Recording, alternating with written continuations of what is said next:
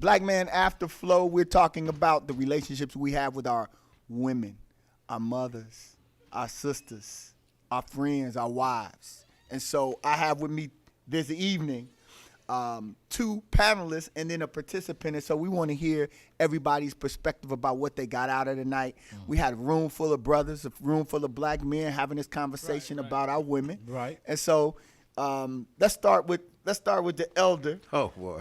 We're going to start with the elder, A.B. Jahad, one of our co-founders of Let Us Make Man, married 47 strong years. Yeah.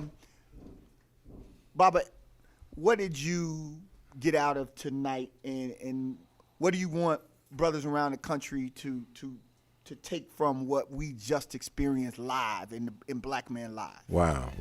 Well, what I got out of tonight was the need for Black Man Lab, the need for black men to hear the inner feelings and the experiences of black men from my age and older to the youngest brother that was in the room, and that the two young brothers who spoke issued out some wisdom that I thought wouldn't come from a 14-year-old Right, in dealing right. with relationships. So that's basically what I got out of tonight. It's exceptional, it's beautiful, it's needed, and thank you. Oh, man, thank all the collective, all of the organizations who really are pouring into this and just inviting brothers. And this started, as we talk about all the time, as a father-son conversation, Right. and it's expanding and building. And so, young Jordan, Yeah. how old are you, man? 14. What grade are you in? I'm in the 8th grade. In the 8th grade. What did you get out of tonight? You heard a lot of brothers speak, even brothers your age, and Right. you spoke. What'd you get out of it? I mean, tonight was great, actually. And what I learned is nobody's perfect, and we all make mistakes. No matter how rich we are, how wealthy we are, you know what I'm saying, how wise we are, we're going to be human at the end of the day, and we're going to make mistakes. And I learned that a failure is nothing but an obstacle, a tool, so you can learn how to be great. So, it was impactful today, so I learned a lot. So you're maturing into being able to have a good, solid conversation with a young lady, and you want to respect your sister, your mom, all of that, right? Right.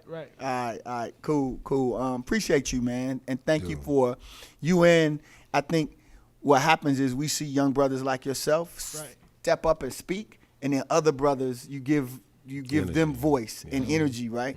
So keep doing that, all right? And make sure you invite some of the other 8th graders to the spot. Brother Chris Leopold, attorney Chris Leopold.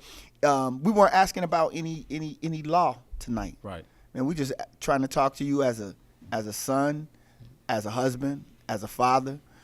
What did you get out of the experience tonight, and what do you want to share with the brothers around the country who'll be having an opportunity to watch this and hear from you? Yeah, what I would say is that the mere fact that the brothers were transparent, and I think Jordan alluded to it earlier, just the, saying that, hey, just because I may not have done things the way that 100% perfect, but just that willingness and desire to just want to be better men. Mm-hmm. And what I liked, it was a safe space for men to come to be vulnerable, share some stories, and also, like I said, that willingness to want to be better, and also to see how our relationships with our mother, fathers, have affected some of our relationships that we have with our women today. Right. I thought that was a part that was real right.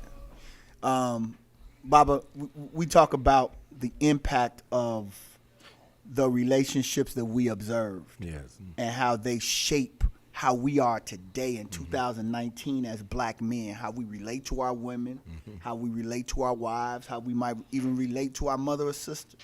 What was your thought and takeaway from hearing from these men? I mean, because men poured their soul out tonight in ways that you don't often see black men talk and get emotional.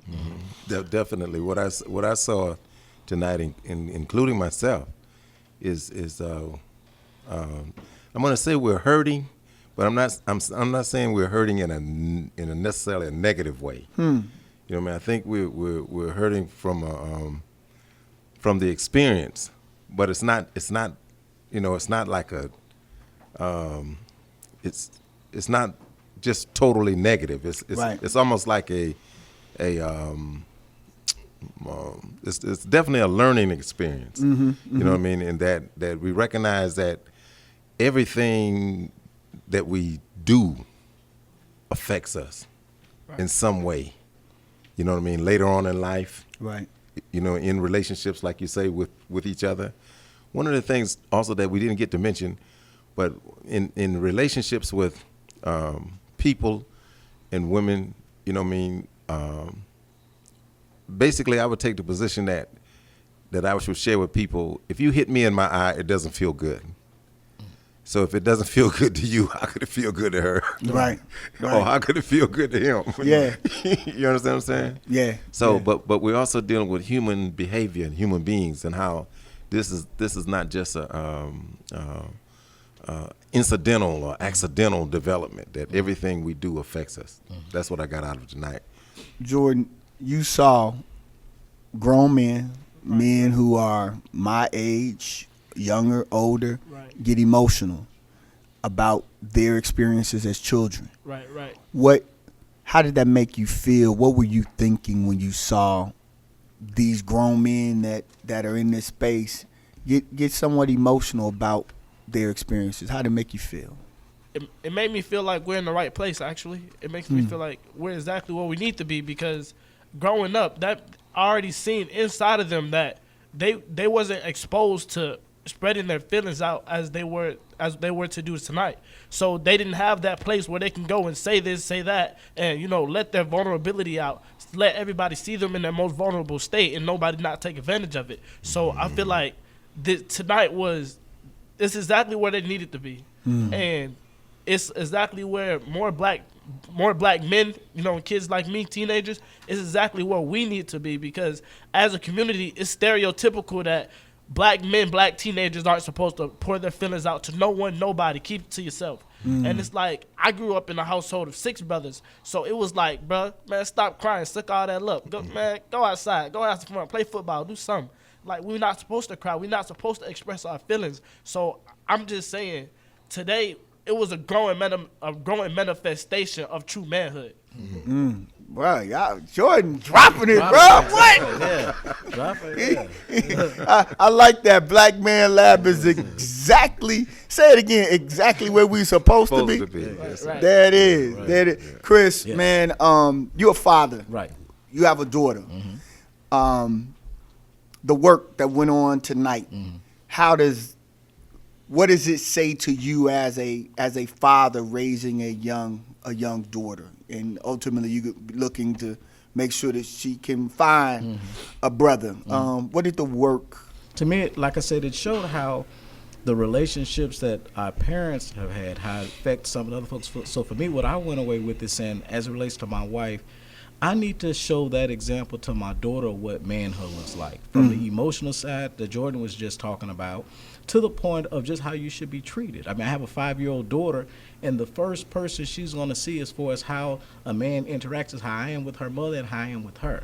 So I have to always set that image to let her see this is the standard of how a man should treat you, because you see how I treat your mother and how I treat you. Man, brothers, we want to thank y'all. We want to thank y'all for coming to Black Man Lab live and then staying for the afterflow.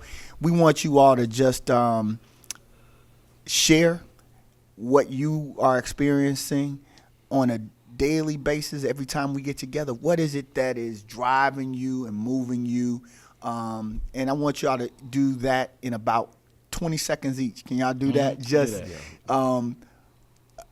how would you invite? If you're going to invite someone to Black Man Lab, how would you invite them? What do you issue to them to say, come to this space on this every Monday at this particular Andrew and Walter Young YMCA? I'm going to start with you, Jordan, and then we're going to go to Chris, and then we're going to go to Baba Jihad, and we're going to be done. Go ahead. I mean, if I was to invite somebody, I would just say, yo, it's time to make history. We got to understand where we come from and what we're expected to be, and how we're going to exceed that limit, how we're going to overcome that stereotype, and we're going to be the greatest beings on earth, the greatest walking creatures on earth, and how we supposed to actually move as a humanity and as men. All right, Jordan, man. Boy, you coming strong, man. But I hate to have to come behind I Jordan, know. man. Jordan, I mean, hey, man, I'm a lawyer, dude. You up there dropping it like that with words, hey, you making it tough for me, bro. But no, what I would say in all seriousness, Jordan hit the word, but for me, I would say just, I would come out and see brothers who are really committed about making our communities, our relationship with our families better. Men that care, coming into solidarity, and I think it's just a real good space. And I'm always leaving encouraged when I see brothers, because we always see the image that's being projected as far as African American men, but they don't show what's taking place here on Mondays at 6:30. Right on. Yeah, basically, Baba? I would say, bruh, it's called a black man's lab. And if you want to see black men working to do something better, to improve, and if you want to invite somebody to that type of environment, come on to the Black Man's Lab. All right. Y'all heard it, man. This is the Black Man Lab Afterflow. Just finishing with these wonderful brothers. And we invite you into the Black Man Lab live every Monday at 6:30. And if you can't catch it, at least catch the Afterflow. All right. Thank you. Peace.